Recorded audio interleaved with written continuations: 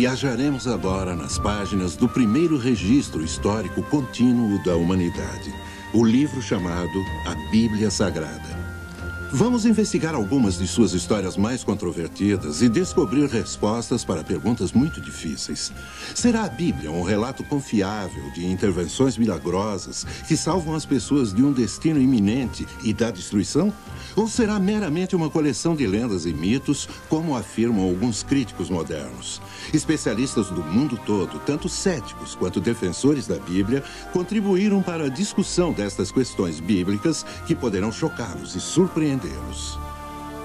A Batalha de Davi e Golias. Verdade ou mito?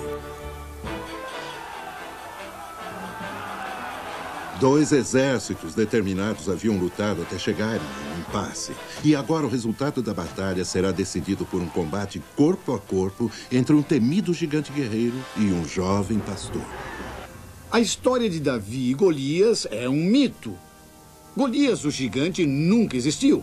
Golias era uma pessoa real que tinha 4 irmãos. E o duelo entre Davi e Golias também é historicamente preciso.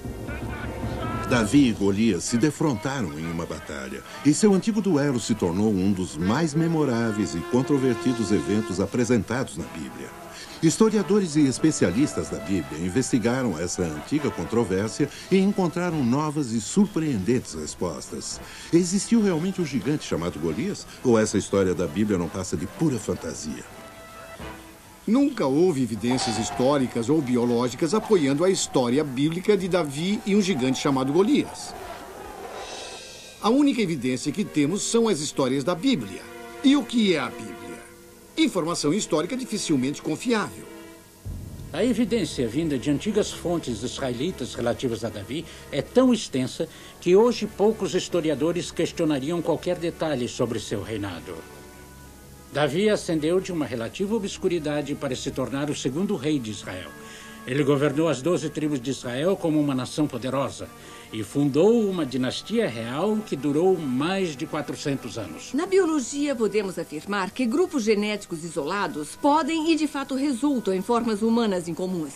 O altíssimo povo Watusi de Ruanda e os pequenos pigmeus do Congo são apenas 2 exemplos modernos. Na virada do século XX, os Watusi eram considerados como lendários por muitos acadêmicos daquele tempo, devido a histórias inventadas por exploradores e aventureiros visando apoio financeiro para suas expedições. Admitindo-se que uma restrição única em um dado grupo de genes pudesse causar gigantismo, sabe-se que tais espécimes humanos nunca atingem muito mais de 2 metros e 13 centímetros. Tampouco foram encontrados restos mortais que apoiassem um Golias. Os restos mortais de Gengis Khan e Júlio César, para mencionar apenas 2 dos milhares de personagens históricos, também nunca foram encontrados. Mas esse é um argumento crível de que eles nunca existiram? Essa história de Davi e Golias é uma história forjada ou a Bíblia é um documento histórico preciso de eventos passados importantes? Esses eventos podem ser provados científica e historicamente enquanto fatos. Os críticos e os defensores se opõem fortemente. Para compreender totalmente, é preciso primeiro saber o que disse a Bíblia. Encontramos nossa história no Velho Testamento, no primeiro livro de Samuel, frequentemente chamado pelos israelitas de hoje de o primeiro livro dos reis, pois dá uma cronologia e uma narrativa histórica dos antigos reis de Israel. De acordo com a Bíblia, foi na área de Canaã, entre Soco e Azeca, que o duelo entre Davi e Golias ocorreu há uns 3.000 anos. Antes dos anos do reinado do rei Saul, os filisteus que vieram das ilhas do Egeu se estabeleceram em Canaã após serem afastados do Egito pelo exército do faraó, em 1188 a.C. O exército filisteu, com seus armamentos e disciplina da Idade do Ferro, invadiram as terras tribais dos israelitas em Canaã. Mas suas bigas e armaduras pesadas, projetadas para batalhas em terra plana, eram inúteis em alturas rochosas. Os israelitas sob Saul não eram um exército profissional. Eram pastores e lavradores que se tornaram um exército de guerrilha, defendendo sua terra com ultrapassadas armas da Idade do Bronze. Mas sob Abner, fiel general de Saul, eles se tornaram lutadores fantásticos, principalmente ao defenderem seus morros nativos. Durante quase 6 semanas, as duas forças se confrontaram em um impasse que nenhum deles parecia ser capaz de resolver. As superiores forças filisteias tinham o exército de Saul encurralado nos morros escarpados, mas não conseguiam atacar com sucesso as guerrilhas em sua posição. Os dois exércitos estavam com fome, frustrados, ansiosos por uma estratégia que pudesse tirá-los desse impasse. Era costume as famílias de cada tribo mandarem comida para o exército no campo. E Jessé de Belém mandou Davi com comida para seus filhos guerreiros e seus oficiais. Pare e se identifique! Se afaste desse jumento! Eu sou Davi, filho de Jessé de Belém. Meus irmãos estão lutando no exército do Senhor. Trago comida. Você não sabe que as patrulhas dos filisteus estão por aqui? Venha! Rápido! Rápido, menino! Mas nessa ocasião, Davi estava para ter um choque. Ave Israel! Novamente Golias de Gate. Diariamente, Golias tratava os israelitas com sarcasmos e insultos na tentativa de atraí-los a campo aberto. Israelitas! Não há sequer um homem em todas as suas fileiras que venha me enfrentar num combate corpo a corpo. De acordo com o estudioso da Bíblia que estiver contando a história, o gigante Golias media de 2,60 metros a 4,10 metros. Com certeza, não havia nenhuma raça de gigantes, nem mesmo a menor prova histórica ou científica de tais pessoas enormes. Antigos registros israelitas indicam que Golias era da tribo dos Refainitas e tinha um ou mais irmãos. A tribo Refainita tinha peculiaridades genéticas, incluindo gigantes e pessoas com 6 dedos nas mãos e nos pés. Os Refainitas residiam em Gat, uma cidade que servia na época de Golias como base de unidades militares com habilidades especiais de luta. Convertendo o cúbito hebreu em palmo, somos capazes de determinar que Golias media 2,90 metros quando vestia sua armadura e elmo. Ele é um gigante. Não sabia que um homem podia ser assim. Eu cuspo em sua nação. Eu cuspo no seu desprezível rei. E eu cuspo no rosto do verme de seu Deus, Jeová. A parte do gigante na história da Bíblia é o ponto mais fraco. Ela sugere que Golias e seus irmãos eram de uma raça de gigantes, para a qual nunca houve nenhuma prova científica válida. Gigantismo é um fato inquestionável da vida humana. Tem havido muitos exemplos de pessoas enormes nos tempos modernos, mas isso não é prova de que uma raça de gigantes tenha existido. A Bíblia menciona enfaticamente os Anaíns e os Refaíns, 2 tribos de gigantes que foram destruídas pelo exército de Josué em sua campanha através de Canaã. Os remanescentes dessas tribos se refugiaram entre os filisteus. Existem também evidências científicas absolutas de tais tribos, confirmadas pela recuperação arqueológica de esqueletos enormes na Palestina. Mais ainda, esses Anaíns e Refaíns foram memorizados em vários relevos egípcios que os mostram como anormalmente altos e com pele clara. Se gigantes existiram na área de Canaã, o que parece provado acima de qualquer dúvida, por que não um gigante chamado Golias? Saul, o primeiro rei escolhido de Israel, era um homem valente, frustrado pelo longo impasse. Seus escravos covardes não têm valor, nem seu Deus, Jeová! O menino Davi nunca tinha escutado Jeová ser insultado. E ele ficou severamente abalado com o horror. O monstro insultou o Deus vivo. Quem mandaremos para destruir o monstro por sua blasfêmia? Qual de vocês irá? Contenha sua língua, menino. Não nos envergonhe. Você é só um menino barulhento que não entende nada. Davi ficava doente com o fato do gigante blasfemar sem ser desafiado. Tanto que se apressou em conseguir uma audiência com o rei. Na tenda do rei, Abner tentava convencer Saul de seu plano. Isso tudo é muito complicado, Abner. Para mim não faz o menor sentido. Os filisteus sempre batalham da mesma forma. Com suas falanges de armadura e seus cavalos de combate e terríveis bigas. Prive-os disso e os venceremos em combate mão a mão. E como faria isso, senhor general? Seus cavalos e bigas estão aqui nos fundos de seu acampamento, num lugar fortemente defendido. Movimente os arqueiros benjaminitas aqui para os seus flancos. Use flechas com fogo para incendiar seu acampamento. Crie pandemônio. Movimente os lanceiros danitas para abrir uma brecha em sua dianteira aqui e aqui. Ataque no meio deles. E cegar os guardas filisteus que estão em volta enquanto estiver se infiltrando nessas posições. Se tivesse algo para divergir, para atrair totalmente suas atenções Por até favor, avançarmos senhor, os deixe-me homens... passar. Preciso ver o rei. É urgente. Preciso ver Sua Majestade. Deixe-me passar. Para o veterano lutador de guerrilha, o abuso de Davi era divertido, mas o menino pastor não se deixava afastar. Deixem o menino passar. Por mais um mês, apesar das recompensas oferecidas pelo rei Saul, nenhum homem se ofereceu até agora.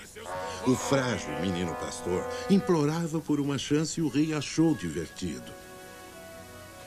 O que é essa molação?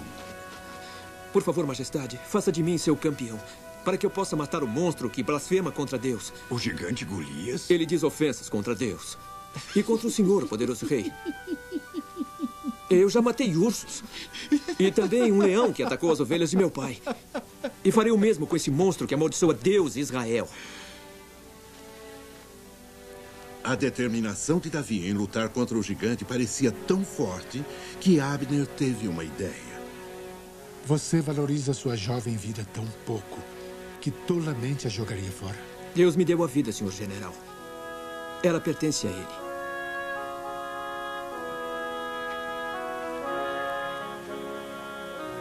O que vejo em seus olhos, general? Eu acho que o senhor nos mandou nossa distração, Majestade. O principal problema que tenho com essa história é que nenhum exército arriscaria o resultado de uma batalha em um único combate. É ridículo demais para qualquer soldado profissional sequer considerar. Um confronto de campeões era uma tradição comum dos egeus, na qual deixavam campeões duelarem até a morte para determinar o vencedor da batalha, evitando o derramamento de sangue em grande escala. Essas pessoas acreditavam verdadeiramente que o deus mais forte estava ao lado do vencedor, o que tornava futuros combates desnecessários. Nesse caso, era um duelo tanto entre Jeová dos israelitas e Dagon dos filisteus, assim como entre Davi e Golias. Salve o leão da morte! Pela manhã, Israel mandará um campeão para responder ao desafio.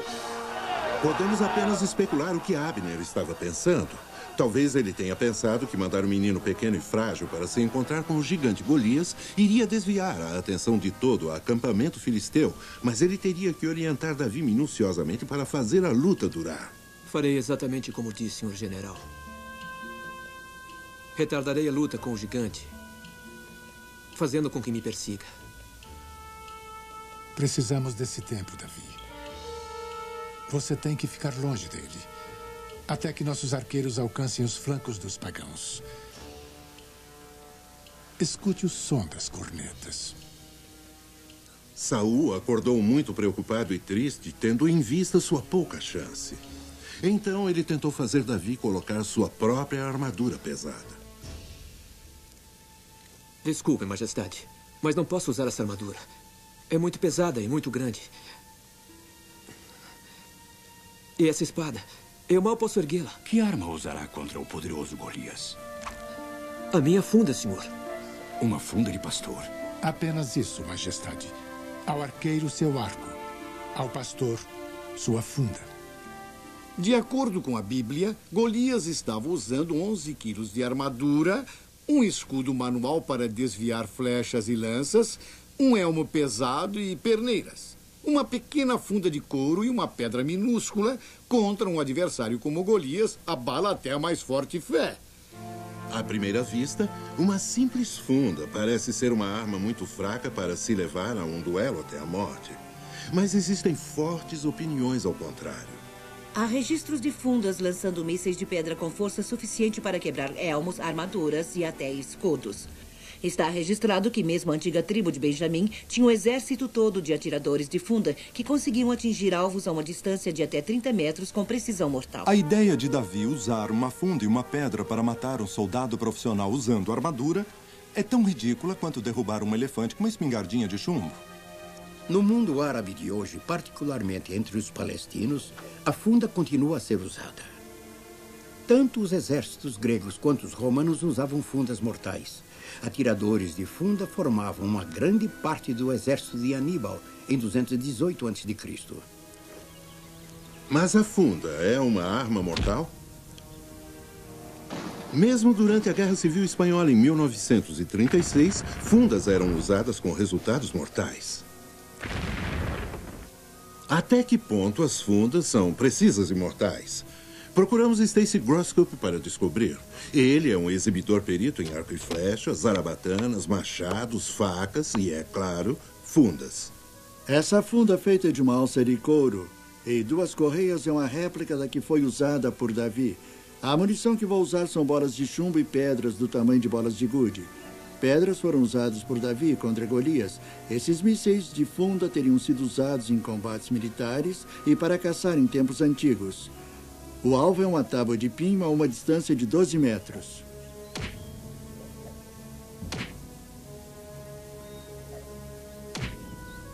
Como podem ver, a antiga funda era muito eficiente. Nas mãos de um expert como Davi, essa funda era certamente arma muito mortal. Após as longas semanas de frustração, o acampamento dos filisteus estava cheio de euforia devido ao prometido espetáculo de morte. Era uma conclusão prévia que Golias estraçalharia qualquer homem que os israelitas enviassem. Então, sua grande montanha de carne, encontrou uma diversão para esta manhã? Quando estraçalhar aquele hebreu, traga sua cabeça para mim, para minha tenda. E eu prometo que andarás comigo à frente de minha tribo quando voltarmos a casa. E enquanto os filisteus estavam celebrando prematuramente, Abner estava preparando seus cafitas para tirar vantagem da diversão. A companhia terá A movimentação de centenas de homens era a chave do sucesso. o nosso ataque. Entrem em posição com seus homens e reze ao Senhor Deus que guie seus braços. Vão agora. E quando ouvirem o som das cornetas, ataquem!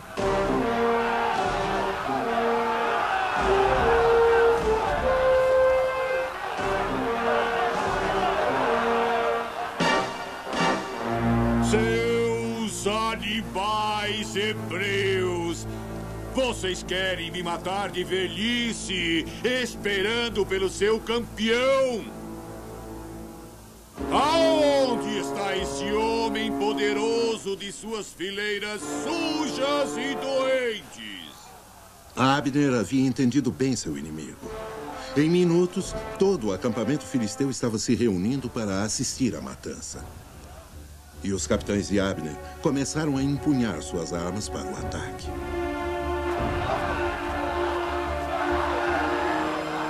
Eu sou Davi. E aceito o seu desafio. O choque de ver um menino jovem e fraco vindo para desafiar seu temido gigante atraiu a atenção de todo o acampamento filisteu, dos oficiais aos cavalariços.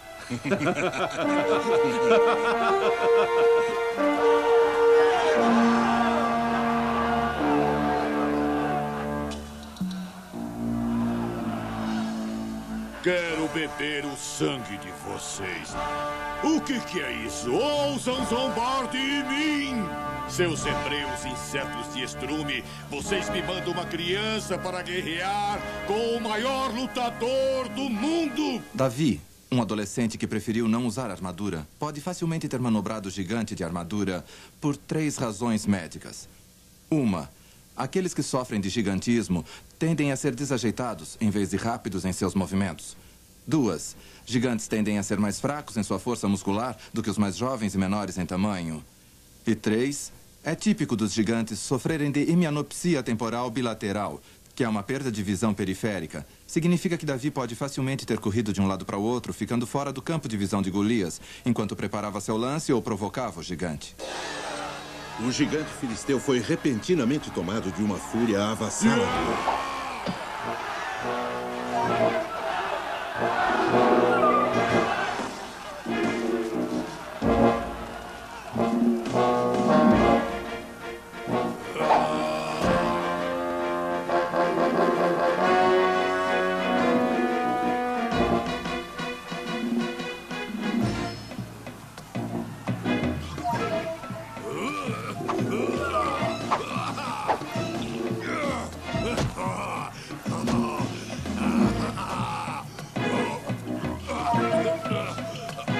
O dardo e não a lança, seu paquiderme, imbecil! O menino é uma gazela saltitante e não um leão.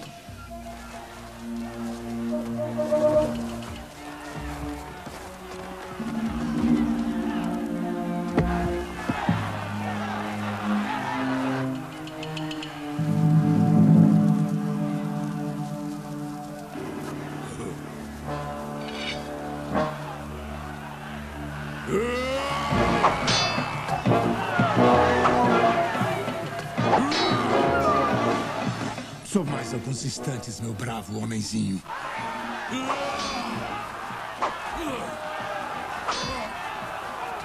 Está se cansando? Sua montanha de carne pagã.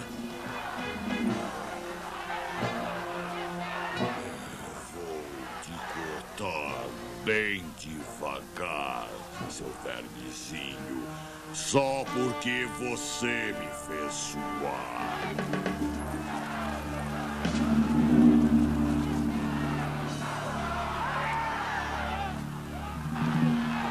Finalmente, os capitães conduziram seus homens para as posições de ataque.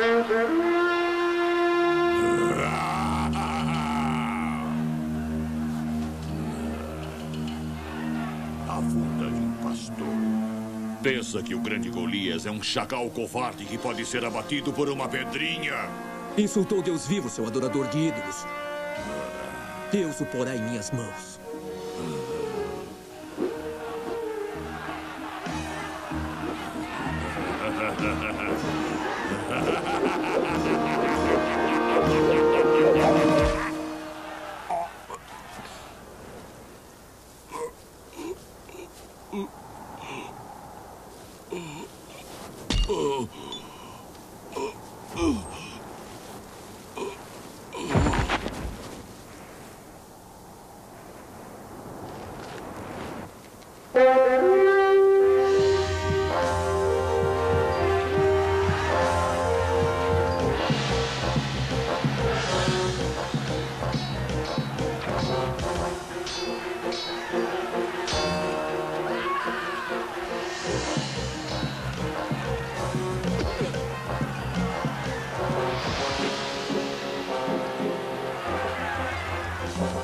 O ataque israelita foi tão rápido e terrível que o posto filisteu foi destruído em poucos e terríveis minutos. Em qualquer tribunal, a história de Davi e Golias, como descrita na Bíblia, seria justificada pelas evidências. Especialistas provaram a existência de gigantes, tanto nos tempos antigos quanto modernos. Vimos ser demonstrado que a funda é uma arma mortal. Há um interessante aspecto colateral a essa história. Esse elmo é uma réplica do tipo Egeu, provavelmente usado pelo exército filisteu naquela época. Nota-se que não tem visor. Era de importância vital para um soldado manter sua cabeça inclinada para frente durante a batalha para obter máxima proteção. Mas se o usuário jogasse a cabeça para trás, como Golias pode ter feito ao rir, essa parte importante de sua testa ficaria exposta. Talvez seja por isso que os visores foram acrescentados aos elmos de batalha logo após a queda de Golias. Evidências históricas e arqueológicas provam a existência de Davi e seus vários feitos, desde matar Golias até governar a nação unida israelita. Mas nessa história há mais do que a morte de um gigante. É uma história sobre um verdadeiro herói. Davi assumiu um desafio que nenhum outro estava disposto a enfrentar. Sua confiança era baseada na crença segura de que Deus lhe daria a vitória. E ele era fiel a Deus ao dar-lhe o crédito por tal vitória.